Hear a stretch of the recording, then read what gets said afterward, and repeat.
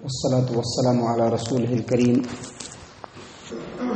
وعلى آله وصحبه أجمعين ومن تبعهم بإحسان إلى يوم الدين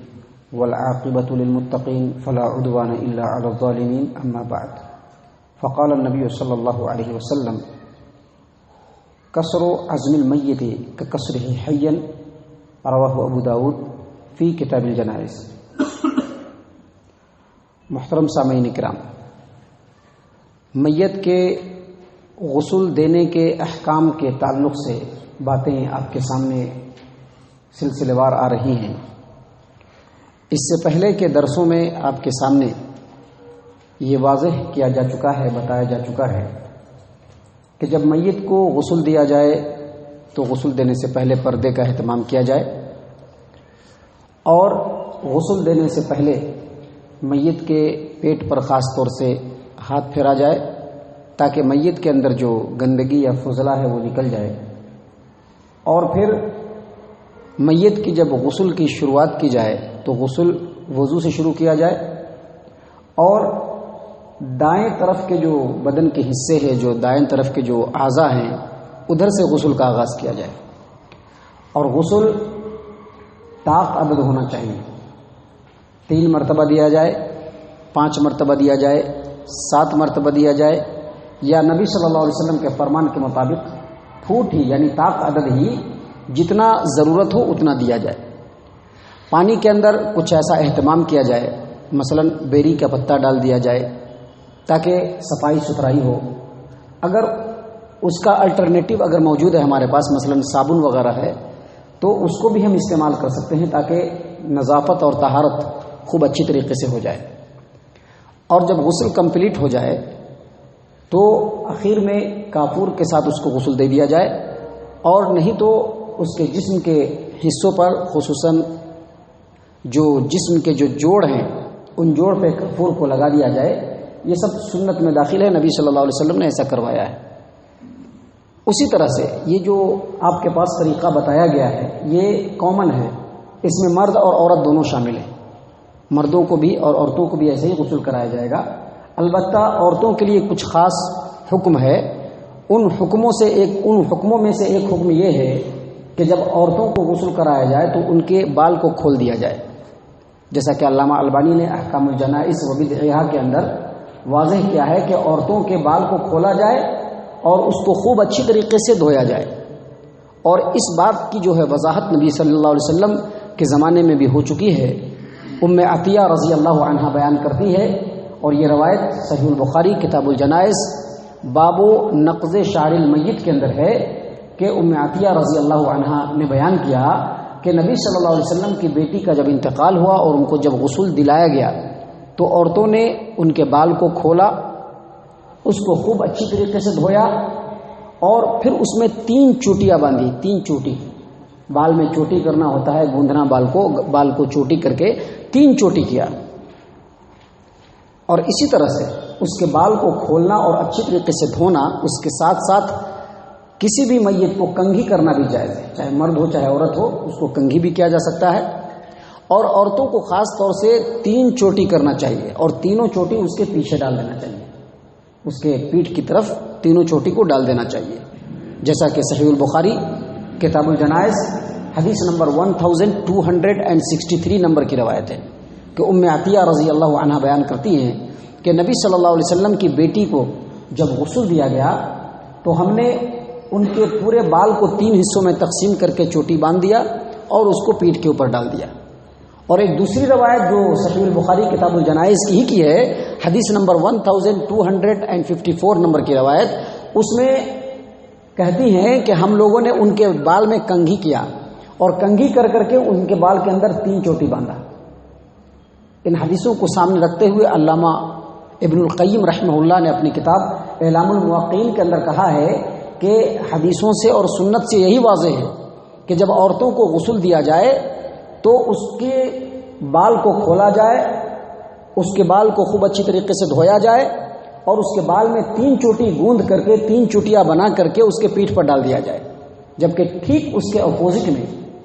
ائمہ احناف کا فتویٰ ہے اور امام اوزاعی کا فتویٰ ہے، جس کو علامہ شوکانی نے اپنی کتاب نیل الاوطار کے اندر اور امام ابن قدامہ نے اپنی کتاب المغنی کے اندر اور امام شافعی نے اپنی کتاب کتاب الام کے اندر نقل کیا ہے کہ امام اوزاعی اور ائمہ احناف کا کہنا ہے کہ عورتوں کے بال کو آدھا چہرے پر ڈالا جائے اور آدھا کندھے پر ڈال دیا جائے. حالانکہ یہ بات حدیثوں سے ثابت نہیں ہے. حدیثوں سے یہی ثابت ہے کہ عورتوں کے بال کو 3 حصوں میں تقسیم کر کے چوٹی باندھ دیا جائے اور تینوں کو اس کے پیٹھ کے اوپر ڈال دیا جائے. اور امام بخاری نے اس سلسلے میں باب بھی باندھا ہے, باب ما یلقا شعر المیت علی خلفہ, یعنی اس کے پیٹھ کے اوپر جو ہے, اس کے پیٹھ کی طرف جو ہے تینوں چوٹی کو ڈال دیا جائے. اسی طرح سے ابھی جب میں نے اپنی بات شروع کی تو اس میں سنن ابی داؤد کی ایک روایت نقل کی ہے. یہ عام میت کے لیے سنن ابی داؤد کی روایت ہے, کتاب الجنائز حدیث نمبر 3207. اور یہ سب باتیں جو ہیں وہ بہت اہم ہے اور بہت باریک ہیں, چونکہ یہ مرحلے ہماری زندگی میں برابر آتے رہتے ہیں. یہ سب چیزیں اگر ہماری جانکاری میں ہوں گی تو انشاءاللہ موقع پڑنے پر سنت کے مطابق ہم میت کے ساتھ اپنا معاملہ کر سکتے ہیں. تو سنن ابی داؤد کتاب الجنائز حدیث نمبر 3207 کے اندر اور سنن ابن ماجہ کے اندر اللہ کے رسول صلی اللہ علیہ وسلم کا فرمان ہے, کسر و عظم المیت کا کسر حی, یعنی میت کے جسم کے ہڈی کو توڑنا بالکل اسی طرح سے ہے جس طرح سے زندے انسان کے ہڈی کو توڑنا ہے. ابھی حالانکہ اس طرح کے مسائل جو ہے ہمارے ہاں پائے جاتے ہیں, مسلمانوں کے ہاں نہیں پائے جاتے ہیں, غیروں کے ہاں پائے جاتے ہیں, لیکن دراصل اس حدیث کے اندر ایک باریک پہلو ہے اور ایک باریک نقطہ ہے. نبی صلی اللہ علیہ وسلم کا یہ فرمانا کہ مردے کی ہڈی کو توڑنا بالکل زندے کے ہڈی کے توڑنے کی طرح سے ہے, تو گویا کہ اللہ کے رسول صلی اللہ علیہ وسلم نے تشبیہ دیا ہے, تمثیل دیا ہے, بتایا ہے کہ جس طرح سے مردے کی ہڈی کو توڑنا ہے بالکل اسی طرح سے زندے کی ہڈی کو توڑنا ہے. دراصل اس میں 2 اشارہ ہے. پہلا اشارہ یہ ہے کہ نبی صلی اللہ علیہ وسلم کا یہ تشبیہ دینا کہ مردے کی ہڈی کو توڑنا بالکل زندے کی ہڈی کی توڑنے کے برابر ہے, تو یہاں پر دراصل یہ تشبیہ ہے کہ زندے کی ہڈی توڑنے کا جو گناہ ہے بالکل وہی گناہ مردے کی ہڈی کو توڑنا بھی ہے. اور ظاہر ہے ایک زندہ انسان ہے, اس کے ہڈی کو اگر بغیر کسی قصور کے توڑا جائے تو یہ حرام ہے. تو جس طرح سے مردے کی ہڈی تو زندے کی ہڈی توڑنا حرام ہے, اسی طرح سے مردے کی ہڈی کا بھی وہی توڑنے کا گناہ ہے. اور اس کی دوسری اس کے اندر اشارہ یہ ہے کہ اگر نبی صلی اللہ علیہ وسلم نے جو مثال دیا ہے زندے اور مردے کی ہڈی سے, اس سے مراد اگر تکلیف پہنچانا ہے, اگر اس سے مراد تکلیف پہنچانا ہے تو جس طرح سے زندے انسان کو تکلیف پہنچانا حرام ہے اسی طرح سے ایک مردے کو بھی تکلیف پہنچانا حرام ہے. اور اسی لیے علامہ شوکانی رحمہ اللہ اور امام ابن قدامہ دونوں نے اپنی اپنی کتابوں کے اندر, علامہ شوکانی نے نیر الاوطار کے اندر اور امام ابن قدامہ رحمہ اللہ نے اپنی کتاب المغنی کے اندر نقل کیا ہے کہ مردے کے ساتھ اس کے نہلانے کا معاملہ ہو, اس کے کفنانے کا معاملہ ہو, غسل کے دوران اس کے پہلو بدلنے کا معاملہ ہو یا پھر اس کو اٹھانے کا معاملہ ہو, ہر معاملے میں مردے کے ساتھ بالکل نرمیت کرنا چاہیے. اور یہ واجب ہے, بالکل نرمیت کے ساتھ اس کو نہلانا چاہیے. اس کا پہلو بھی بدلنا ہے تو بہت ہی نرم انداز میں, اس کو اٹھانا ہے تو بالکل نرم انداز میں, اگر اس کو کفنانا ہے تو بھی نرم انداز میں. گویا مردے کے ساتھ نرمیت کا برتاؤ کرنا یہ واجب ہے اور ضروری ہے. اگر کوئی آدمی سختی سے مردے کے ساتھ معاملہ کرتا ہے تو شریعت کے اندر یہ حرام ہے اور گویا یہ مردے کو تکلیف پہنچانا ہے. سامعین کرام, یہ اتنی سی باتیں جو آپ کے سامنے پیش کی گئی ہے, انشاءاللہ غسل کے احکام و مسائل کے تعلق سے بھی اور باتیں آپ کے سامنے آنے والی ہیں. ہم اللہ تبارک و تعالیٰ سے دعا کرتے ہیں کہ اللہ تبارک و تعالیٰ ہم تمام کو شریعت کے اس علم کو اچھی طریقے سے سیکھنے, اس کو سمجھنے, اس کو خوب اچھے انداز میں یاد رکھنے اور اس کے اوپر عمل کرنے کی توفیق عنایت فرمائے. آمین یا رب العالمین. وما علینا الا البلاغ المبین. بسم اللہ الرحمن الرحیم والصلاة والسلام علی رسولہ الکریم وعلى آلہ وصحبہ اجمعین ومن تبعهم بإحسان إلى يوم الدين والعاقبة للمتقين فلا عدوان إلا على الظالمين. أما بعد, عن حفصة بن سيرين عن أم عطية رضي الله عنها قالت قال رسول الله صلى الله عليه وسلم في غسل ابنته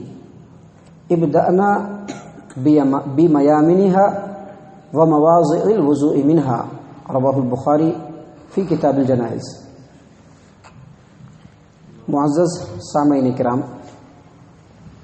اس سے پہلے کے درس میں آپ کے سامنے بتلایا گیا تھا کہ